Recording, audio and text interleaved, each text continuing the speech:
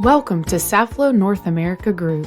As a visitor, guest, or new hire working with us, we'd like to quickly go over safety and health information. Have you ever heard of OSHA?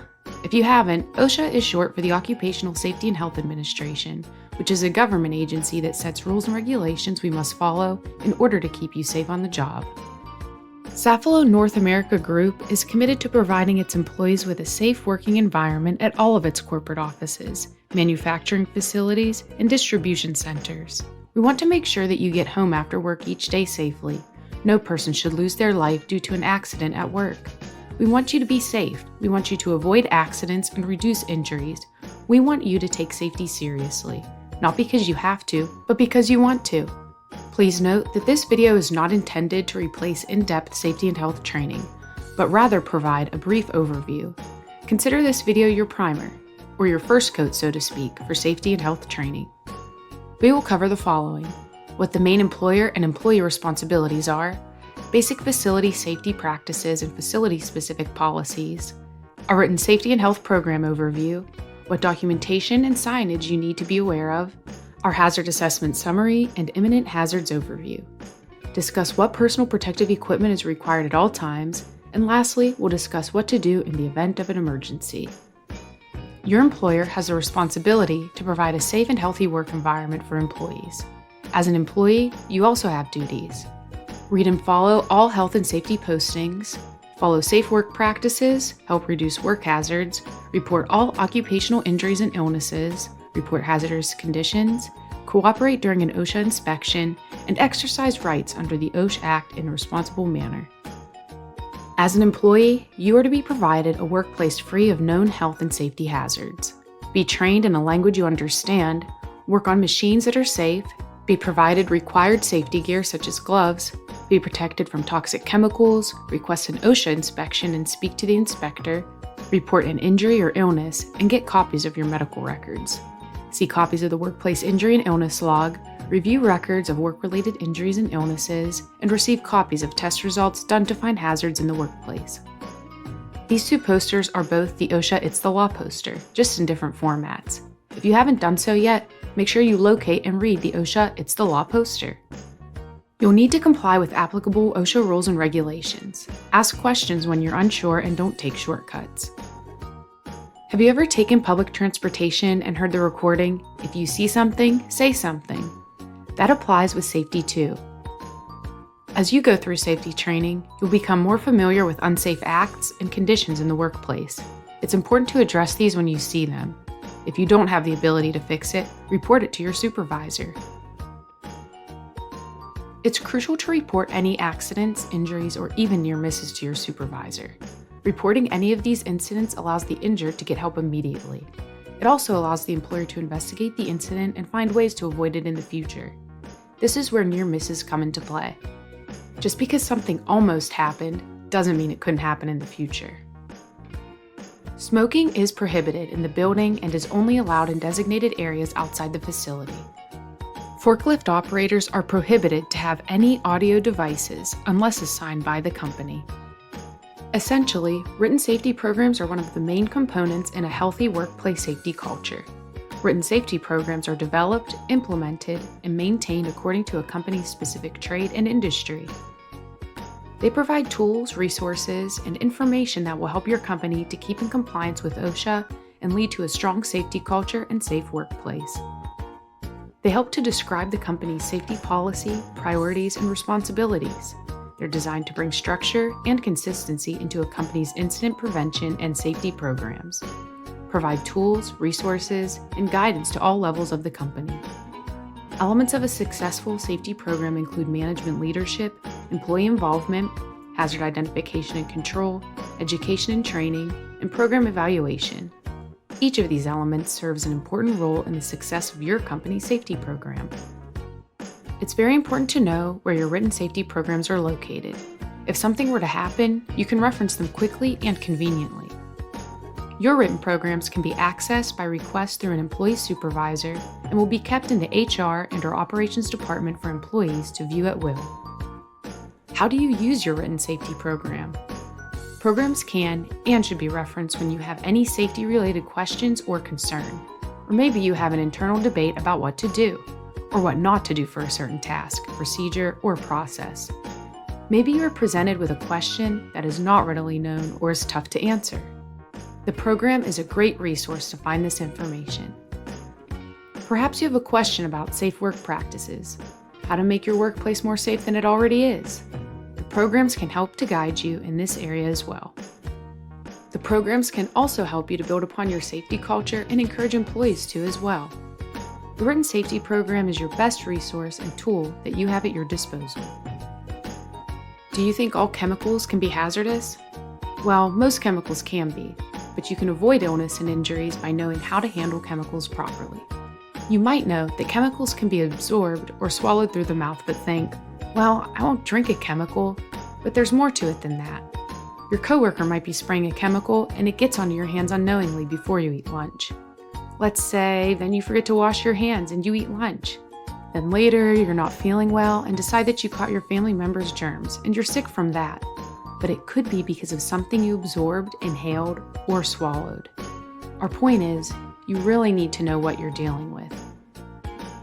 One of the first things to do if you're working with chemicals is to identify any hazardous substances that may be associated with the task. This should be done before any work or exposure occurs. Take the time to read the manufacturer's label found on the product container. This will provide you with information on the instructions for use, hazards, routes of entry into the body, and typically how to avoid or limit them. Note that OSHA does not require that the SDS be provided to purchasers of household consumer products when the products are used in the workplace in the same manner that a consumer would use them. So for example, where the duration and frequency of use, and therefore exposure, is not greater than what the typical consumer would experience. You should also know where your SDS or safety data sheets are located, how to find the SDS for a specific chemical, and how to pull out information such as first aid measures and PPE requirements. A copy of your SDS logs will be maintained in the HR and/or operations department for employees to view at will. You can also find it stored with the associated chemical. Subcontractors are required to report all hazardous chemicals and their respective safety data sheets to the operations department for approval prior to use. Most chemicals can be hazardous in some way, so it is important to know what we are dealing with, at work and at home. A safety data sheet, or SDS, is a document that goes over occupational safety and health information of a chemical product. An SDS is required for every hazardous chemical in the workplace. It is important for you to know the location of your company's STS log and the information contained in an SDS. Here is a list of all 16 sections. Let's highlight a few sections here. Section 2 identifies the hazards. Will it affect the heart, lungs, kidneys, etc.? If so, we'll want to substitute that chemical for something less harmful. Section 7 tells us how to properly handle and store this chemical. Look here for more information. Section 8 tells us the exposure controls and personal protection. So think about OSHA's hierarchy of controls and what you can implement. Now apply this information to your workplace. What chemicals do you deal with, and do you know the hazards? If not, check out the SDS. If you have questions, give us a call at 888-403-6026. OSHA has identified the most fatal types of working hazards, which have been labeled as the Fatal 4. Year after year, falls continue to be a leading cause of injurious accidents in the workplace. Falls can occur from ladders, protruding objects, wet conditions, slipping or tripping on clutter due to poor housekeeping, falling into holes, and falling off of ledges. Everyone is at risk of these hazards regardless of title or job responsibilities. It's important to recognize and avoid any unsafe conditions. Struck-by hazards can be caused by blind spots, transporting materials, flying debris, materials in motion, tools, and materials falling from ladders or elevated areas. Take a look around. Are we working near overhead power lines? What power tools are being used? Where is the exposed electrical? Burns, shocks, and electrical fires can all result from overloaded circuits, missing ground prongs, damaged cords, exposed wiring, and energized equipment. If you see any of these issues, report them. It needs to be repaired or replaced. Even if you're not working directly with electricity, you need to be aware of what you're exposed to. A caught-between hazard is where we have heavy equipment and material moving around and someone could be caught between two surfaces. These accidents are usually the result of blind spots, lack of situational awareness, and poor communication. There are a lot of moving parts in a facility. It's imperative to pay attention and be aware of your surroundings. A distracted worker is a huge liability and a burden in a job setting. Even just taking a call or texting can be a hazard. If you need to take a call, see your supervisor and remove yourself from the facility or go to a designated safe area. Have you ever read a prescription label? Most prescriptions contain a warning label that says do not operate heavy machinery or drive while under the influence. Safety and health training topics applicable to your facility may include aerial lifts, bloodborne pathogens, ergonomics for safe lifting, fall protection, fire safety, forklift operators, forklift safety for pedestrians, hazard communication, hearing protection, heat illness, hot worker welding, ladder safety, blackout tagout, machine guarding, powered hand tools, and personal protective equipment. Safilo North America Group's manufacturing facilities and distribution centers conduct quarterly safety meetings, with corporate offices conducting them on a less frequent semi-annual basis. Supervisors and our HR departments provide updates on safety items reviewed at all facilities. Daily stretches and safety meetings occur before the start of each day. It is the responsibility of all Safilo North America Group employees to report any accident or incident involving injury to their supervisor. Any accident that occurs in our facilities must be reported immediately to the corporate office for further investigation and follow-up. Fire extinguishers are mounted on red columns throughout the facility. Fire extinguishers are tagged and inspected annually according to local government policy. Are extinguishers in the proper location? Has the extinguisher been discharged? Make sure that you contact your supervisor and report if an extinguisher needs to be replaced or repaired. If a fire started right now, do you know where the closest fire extinguisher is, and would you know how to use it? Here's a 4-letter life-saving acronym that everyone should know in case of a fire. Remember the word PASS. Pull the pin on the fire extinguisher, aim the extinguisher at the base of the fire, squeeze the handle, and sweep the fire extinguisher back and forth. Once you've extinguished it, never turn your back on a fire. Most fire extinguishers will only last for about 15 seconds. That's it. So if you're unsure if you can put the fire out, evacuate the area and call for emergency help. Make sure that regular fire extinguisher inspections are being conducted properly. There are 3 things to look for when inspecting a fire extinguisher. First, is the extinguisher charged? The needle should be in the green area if it is equipped with a gauge. Second, make sure it's mounted correctly. It shouldn't be placed on the floor, used to keep a door open, or be located away from its designated area, which is under the sign that reads Fire Extinguisher Here. Lastly, make sure there is a clear path to the extinguisher and that nothing is obstructing access because you don't want to waste time in an emergency. A fire extinguisher should not be used as a hook for coats or tools, be blocked by anything like boxes, machines, or furniture, and it shouldn't be mounted in a cage with a lock on it. Make sure to direct any fire safety questions to your Lancaster safety consultant. An emergency action plan is required for all work locations, no matter the type. It can aid in providing an orderly evacuation, as an emergency situation can elevate stress and panic. If a fire does occur, what do we do? First, you want to notify any others in the work area that there is a fire. Grab the closest fire extinguisher if you think you can put the fire out. Call 911 for emergency assistance if the fire is too big to be put out by an extinguisher.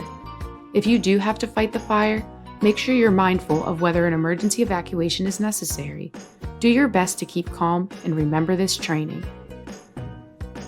So where is your assembly point in the event of a fire?